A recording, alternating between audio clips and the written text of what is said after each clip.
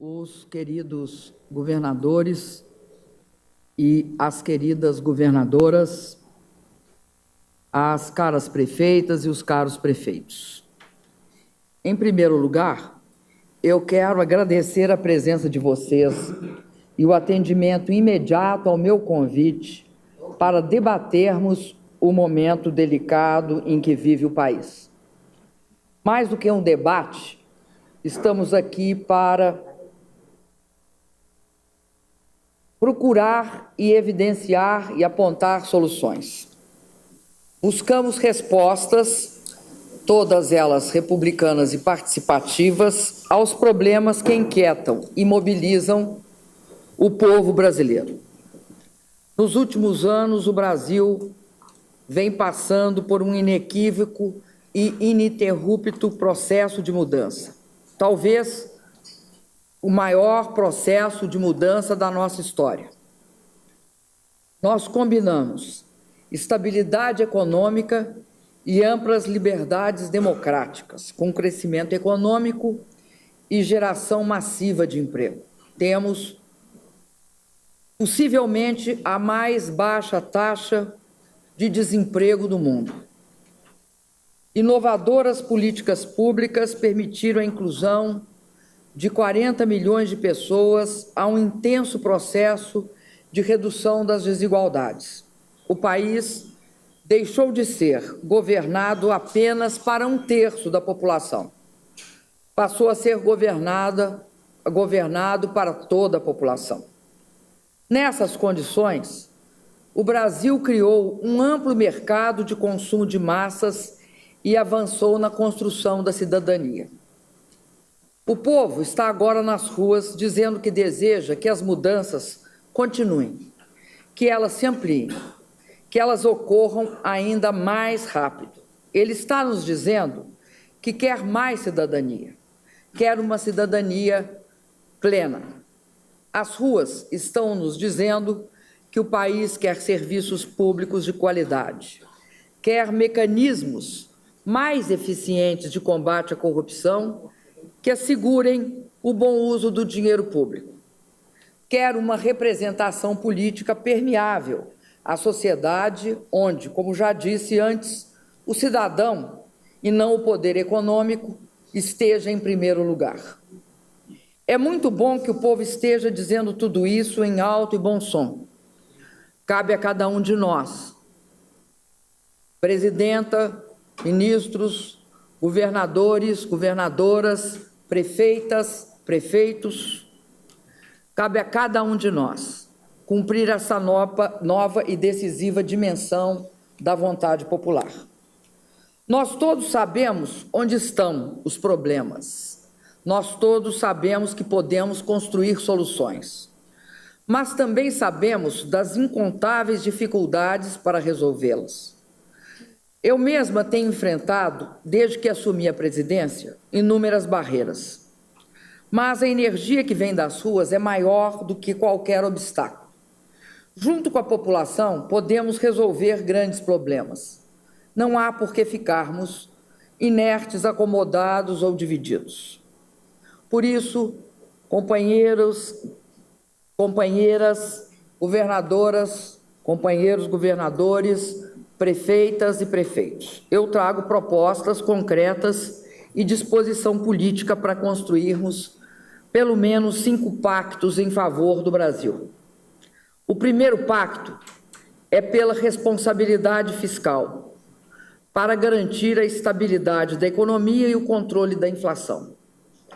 Este é um pacto perene de todos nós. Essa é uma dimensão especialmente importante no momento atual, quando a prolongada crise econômica mundial ainda castiga com volatilidade todas as nações.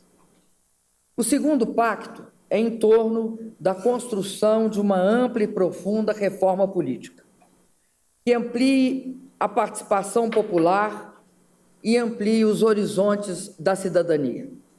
Esse tema, todos nós sabemos, já entrou e saiu da pauta do país por várias vezes. E é necessário que nós ao percebermos que nas últimas décadas ele entrou e saiu várias vezes, tenhamos a iniciativa de romper o impasse.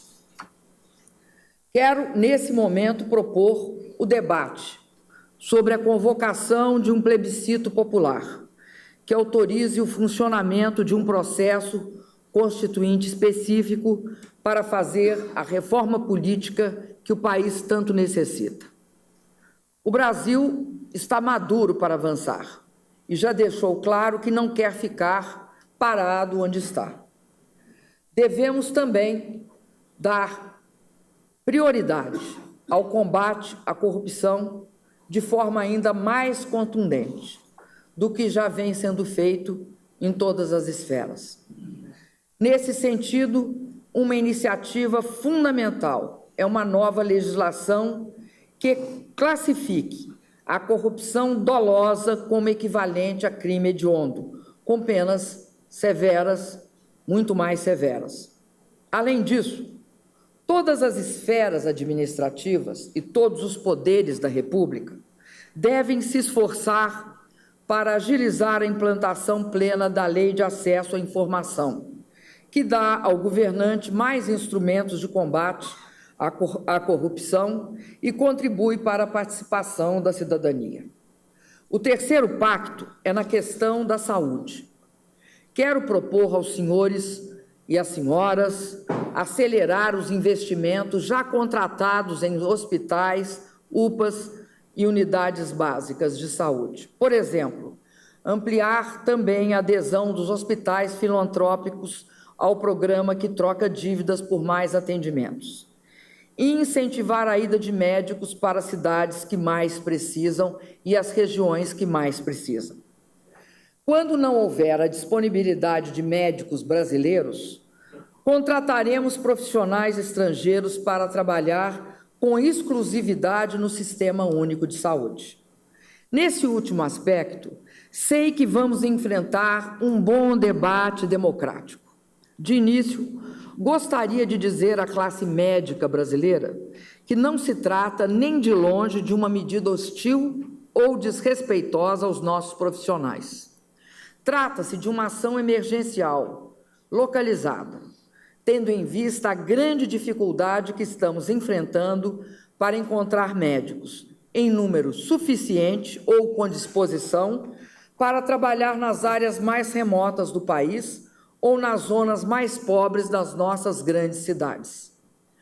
Sempre ofereceremos primeiro aos médicos brasileiros as vagas a serem preenchidas. Só depois chamaremos médicos estrangeiros. Mas é preciso ficar claro que a saúde do cidadão deve prevalecer sobre quaisquer outros interesses. O Brasil continua sendo um dos países do mundo que menos emprega médicos estrangeiros. Por exemplo, 37% dos médicos que trabalham na Inglaterra se graduaram no exterior. Nos Estados Unidos, são 25%. Na Austrália, 22%. Aqui no Brasil, temos apenas 1,79% de médicos estrangeiros. Enquanto isso, temos hoje regiões em nosso país em que a população não tem atendimento médico. Isso não pode continuar. Sabemos mais que ninguém que não vamos melhorar a saúde pública apenas com a contratação de médicos brasileiros e estrangeiros. Por isso, vamos tomar, juntamente com os senhores, uma série de medidas para melhorar as condições físicas da rede de atendimento e todo o ambiente de trabalho dos atuais e futuros profissionais. Ao mesmo tempo, estamos tocando o maior programa da história de ampliação das vagas em cursos de medicina e formação de especialistas. Isso vai significar, entre outras coisas, a criação de 11.447 novas vagas de graduação e 12.376 novas vagas de residência para estudantes brasileiros até 2017. O quarto pacto se propõe a dar um salto de qualidade no transporte público nas grandes cidades. mudar a matriz desses transportes, fazer mais metrôs, VLTs e corredores de ônibus, avançar mais rápido em direção ao transporte público, de qualidade e acessível. O governo federal já desonerou impostos, o que permitiu a redução das tarifas de ônibus em 7,23% e 13,75% na tarifa do metrô e dos trens. Além disso, mantivemos congeladas as tarifas de metrô e trens operados pelo governo federal desde 2003. Desoneramos também o IPI para a compra de ônibus. Estamos dispostos agora a ampliar a desoneração do PIS/COFINS sobre o óleo diesel dos ônibus e a energia elétrica consumida por metrôs e trens. Esse processo pode ser fortalecido pelos estados e os municípios com a desoneração de seus impostos. Tenho certeza que as senhoras e os senhores estarão sensíveis a isso. Além disso, decidi destinar mais 50 bilhões de reais para novos investimentos em obras de mobilidade urbana. Essa decisão é reflexo do pleito por melhoria do transporte coletivo no nosso país, onde as grandes cidades crescem e onde, no passado, houve a incorreta opção por não investir em metrôs. Só muito recentemente, nas últimas décadas, é que o metrô passou a ser um dos meios de transporte reconhecidos como sendo objeto da necessidade de investimento. Tenho certeza que nos últimos anos o Brasil tem tido um grande investimento na área de transporte coletivo urbano. E temos muito orgulho de, junto com os governadores e os prefeitos, participarmos deste grande esforço. O nosso pacto precisa, pois, assegurar também uma grande participação da sociedade na discussão política do transporte, uma maior transparência e controle social no cálculo das tarifas de ônibus. Para isso, estou criando o Conselho Nacional de Transporte Público com participação da sociedade civil e dos usuários.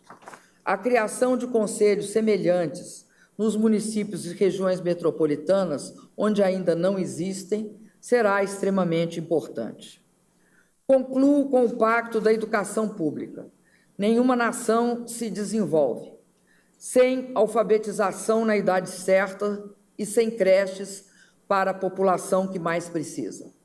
Sem educação em tempo integral, sem ensino técnico profissionalizante, sem universidades de excelência, sem pesquisa, ciência e inovação. São condições essenciais para alcançar essas metas, a formação, a valorização e bons salários para os educadores. E isso exige recursos. Avançamos muito nas últimas décadas para reverter o atraso secular da nossa educação. Mas agora precisamos, vou repetir, de mais recursos. Por isso mesmo, meu governo tem lutado junto ao Congresso Nacional para que 100% dos royalties do petróleo e os recursos, 50% dos recursos do pré-sal, a serem recebidos pelas prefeituras, pelo governo federal, pelos municípios e a parte da União, eu repito, sejam investidos na educação. Confio que os senhores congressistas aprovarão esse projeto que tramita no Legislativo com urgência constitucional. Minhas amigas e meus amigos, eu coordenei e, nos últimos tempos, dei uma grande ênfase a essa questão da educação.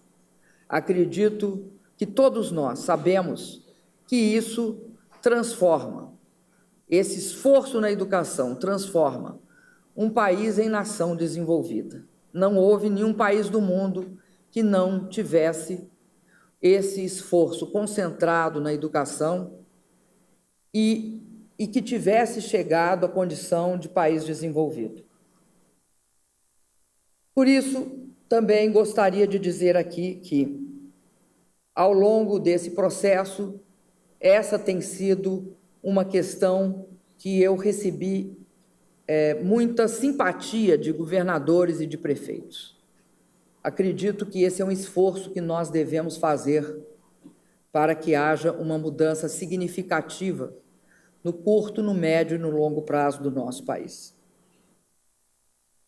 Senhores governadoras, governadores, prefeitos e prefeitas, eu condenei e alertei em rede nacional, na semana passada, que meu governo não vai transigir na manutenção da lei e da ordem, proibindo a ação de vândalos, arruaceiros que tentam perturbar o caráter pacífico das manifestações. Eu repito essa disposição perante os senhores e as senhoras e reafirmo meu compromisso de ajudá-los no que for necessário para garantirmos paz e tranquilidade às nossas cidades.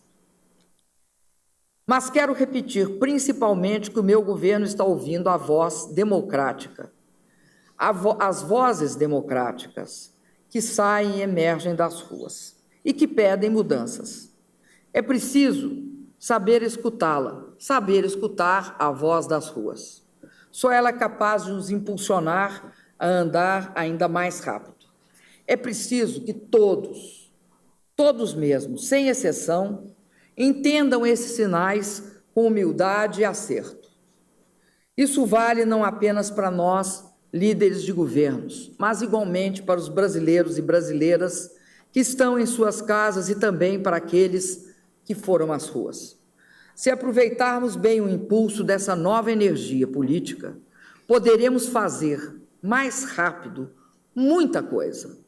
Cabe a nós saber retirar deste momento mais força para fazermos mais pelo Brasil e muito mais pelos